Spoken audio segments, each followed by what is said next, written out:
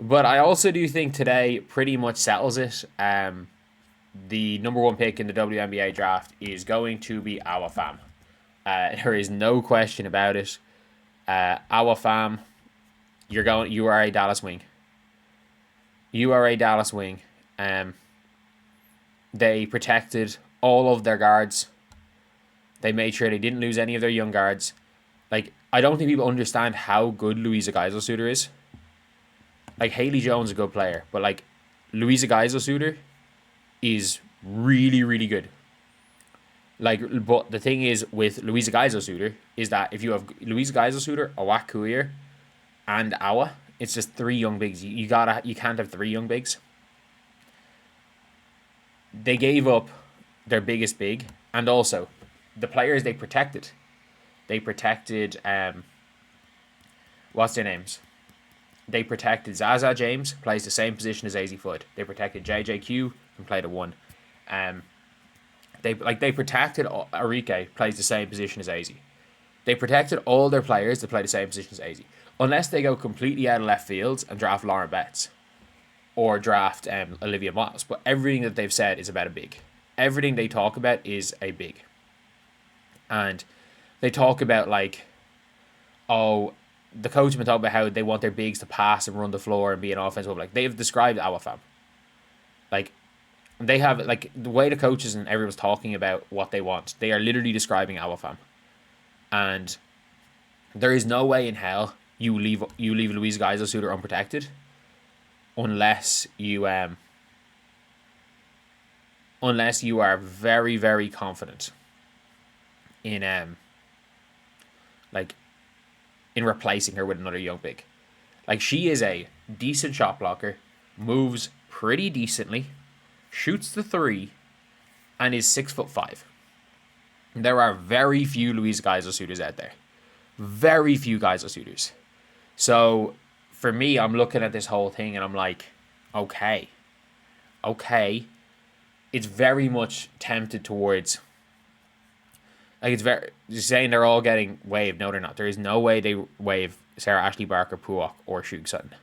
There's no way. But like it does very much sound like they're leaning towards Awafam. And if we saw Zaza James there and Geisel-Suter was there, it's one thing. It is genuinely one thing. I was going to say Portland fired their GM already. But AZ potentially being there is a like in general, like she's probably going to the Lynx, which is the best spot for her to go to. Like if I'm AZ Foot, I'm probably like yes, because if in terms of fit, the best fit is absolutely, like no ifs ands or buts about it, the best fit for teams. It probably does go the way we're thinking about it. The best fit probably goes AZ 2 or 3, Owl 1, Olivia Miles 2 or 3, like them interchangeable. For probably unpopular opinion, possibly Flaugier or Betts. And Betts might fall to 6.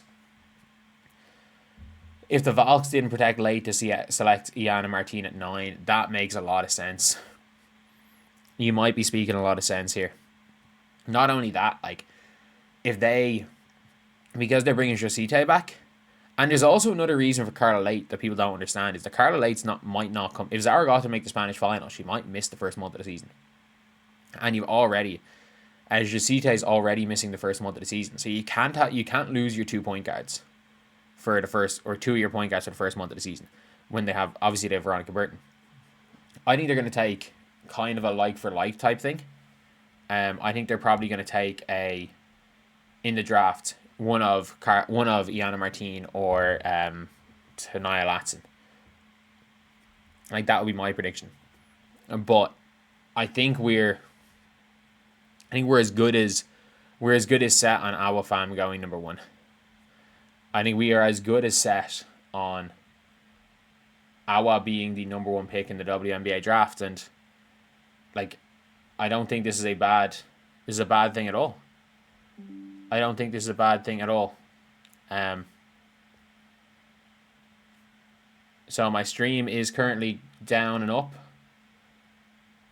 I do want to apologize for if my stream's been a little bit iffy. I do want to apologize here. My stream and my internet has been very iffy where I am right now. But yeah, I'm just gonna end it there. I'm gonna end it there, lads. I will see you guys on the stream, but I will keep recording. But yeah, that is a pity.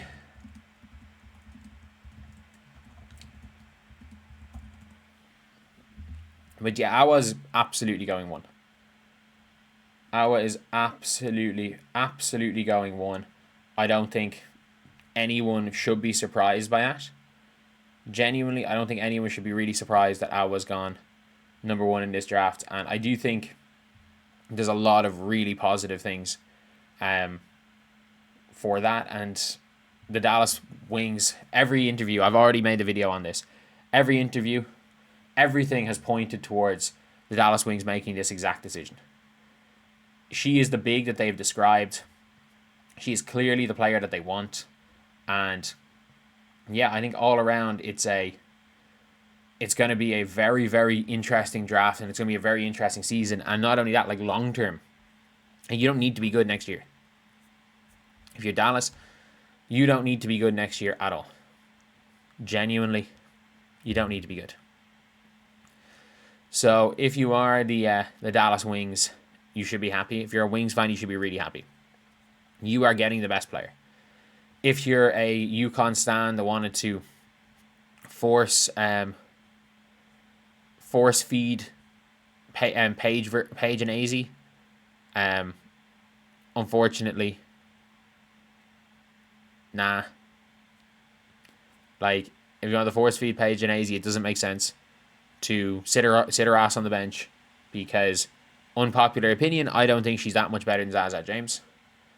If better than Zaza James at all. And I definitely don't think she's better than Arika at this point in time.